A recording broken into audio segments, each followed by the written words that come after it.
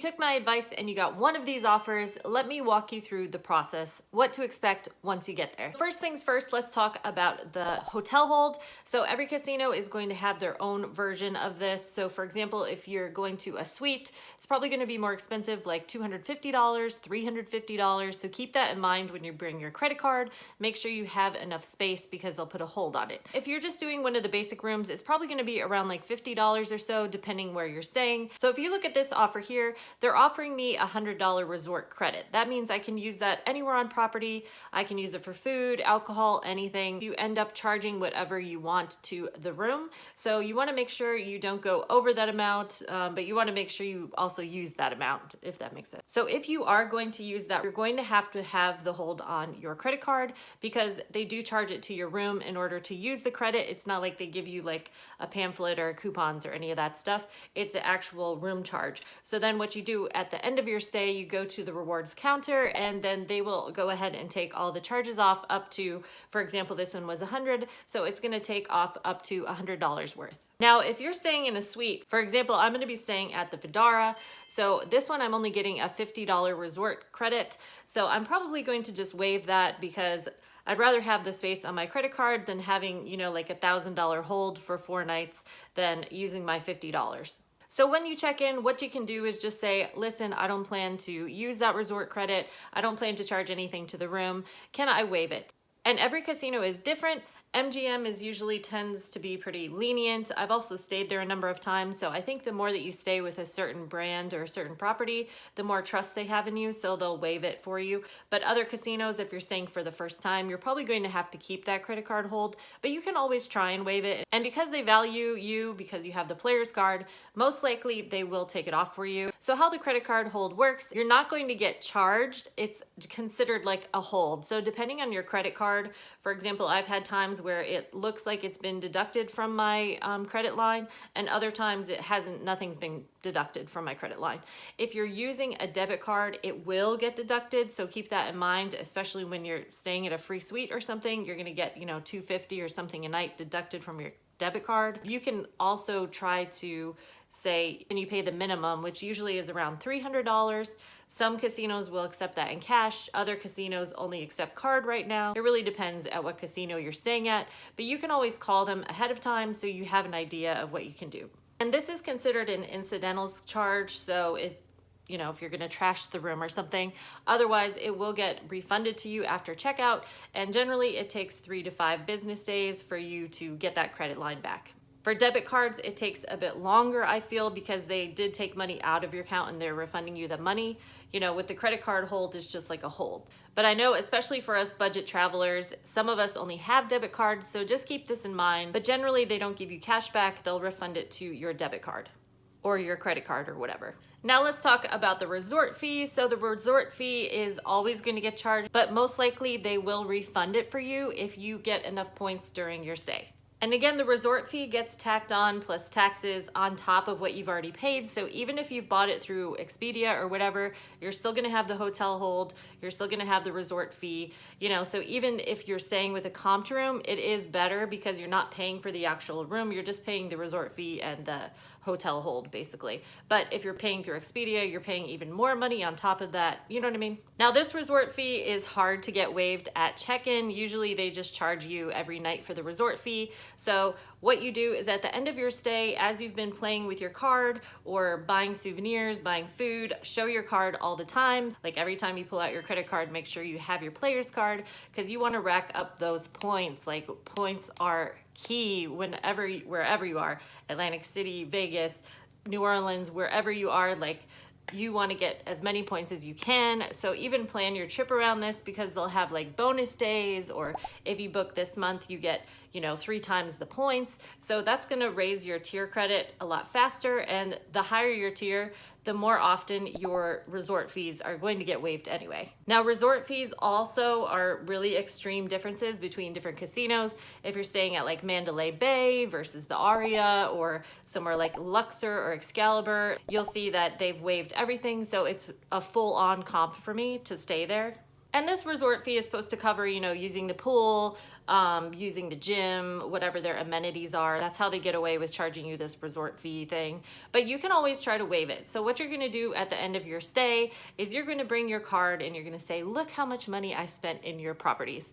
So that's why I always say, you know, if you're staying at an MGM property and you're spending your money, spend your money in MGM casinos, because all those points are gonna go on one card instead of spreading all your points all over all the cards. Because also remember, whenever you sign up for the players card, they often give you like a free buffet or free play, stuff like that. That's only like a one-time thing most of the time. So it benefits you more to just put all of your efforts into one property, and that way you're going to be able to build those points and go to the rewards desk and say, here's how much money I spent here.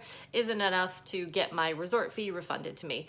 And even if they don't refund the whole thing, they'll take whatever points you've gathered throughout your stay, and they'll be able to take that off of your stay also. And there's like so many different kinds of points. You could check out this video where I go into the rewards, but there's all kinds of different credits. But the idea is you want to just use your card as much as you can, because they are going to value you as a valuable player the more that you spend money on their property. Now let's move on to using your free play. So keep in mind, most places it probably is going to already automatically go onto your player's card when you check in. You have to go through the check-in process before they're going to download your free play onto your card. But then once you have your card, you know, you can take it in and out of each machine, do whatever you want. And keep in mind, you don't need to use all of your free play in one machine. You can break it up. You could do like $5, $10. Oftentimes they'll ask you, let's say, do you want to use 5, 10, 15, whatever you want to do. And the other key thing with free play is that you need to have the minimum bet in the machine in order to access the free play. So for example, if the minimum bet is $1, then you have to have $1 in the machine as that base bet. And every casino is different, every card is different. So sometimes it will just do a bulk load onto your screen. Other times it will deduct from like the side screen. Every time you play, it starts to deduct. So it really depends on the card. They can explain it more at the rewards desk. But the main thing to remember is free play is real money. This is real money, people. So when you put it $50 in the machine and you're playing $50 and you win $50, or you win $100, or maybe you only win $10, that's $10 you didn't have before the free play. So keep that in mind when you're playing. Don't just blow it all. Don't just do a $50 spin. But it's not real, because if you cash out of the machine before you use all the free play that you downloaded, you're going to lose it. The machine's not going to remember that you didn't use all the free play. It's like a one-time download onto the machine. So if you didn't use it, it's gone, and it's not going to cash out on your ticket most times. Again, all casinos are different, but just keep in mind that if you're going to activate your free play, whatever you're playing on that machine, when you pull the card out, it's going to deactivate. Now I'm very like rudimentary with this, guys. So if I'm playing like $10, I'll literally count on my hands to remember how many spins I've done, because sometimes it doesn't count. Like sometimes you don't have a ticker on the side, it just downloads onto the game. So sometimes you'll win $20 or $30 and you're like, oh shoot, how many more free play spins do I have? I think it was 10. I think I did like 8 spins. So I always count on my fingers because it's like easy to remember. If you have $50, that's 50 times you could play. If you put it in a 50-cent machine, that's, you know, 100 spins. Use it wisely, because you can win big. I've won like $350 off of a $10 free play before. So think of it as real money, and it can become like real money and pay for like your whole trip. Actually, the first time I was ever in Vegas, I stayed at the Venetian, and it was one of these like package things, and I had like a $25 free play thing. So at that time, it was still those, you know, the jigger machine things. So they were like, okay, here's your $25 voucher, and you can only play it on these 5 machines. So they only had specific machines that I could even play the free play on. So me and my friends are like, oh, whatever, like, I'm not gonna win anything. But I was like, but I gotta use it before we leave, you know? So it was like the last day. So I'm just kind of like, we're talking, and I'm just kind of like doing it. And then all of a sudden, like all the lights start going off, everything's freaking out, and me and my friend are like, what is happening? Next thing I know, the guy comes over and he gives me a hand pay. He's like, 1, 2, 3, 4, $500, which was basically what it spent for our 5-day trip, because we all split it up. There was like 6 of us in a suite at the Venetian. I want to say it was like $300 a piece because there was 6 of us. So that covered my airfare and the stay.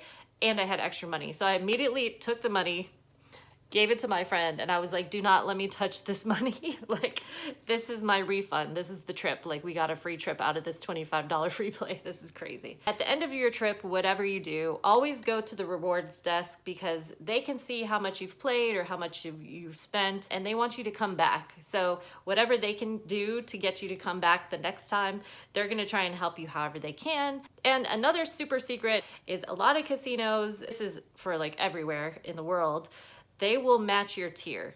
So if you have a higher tier at one casino, you can go into another casino and say, hey, listen, this is my tier. Do you guys offer tier match here? They'll just give you that level and start you off on that level when you sign up for the card.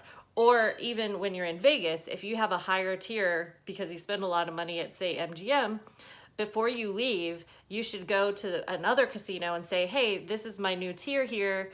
Are you willing to give me this higher tier at your casino? Because I would love to stay here next time I'm here. So make sure you work the system, get more free rooms, because the higher your tiers, guys, it gets crazy because they've got cruises now. They've got like Atlantis. They were offering me like Atlantis tickets. They'll do like airfare and everything now. So you never know what they're going to offer you the higher and higher you get in tier status. So I hope that helped. Feel free to ask me anything in the comments below and I'll do my best to get back to you as soon as I can. And if you have any ideas for videos you want to see and learn more about Vegas or budget travel or whatever, feel free to leave them in the comments and I will talk to you then.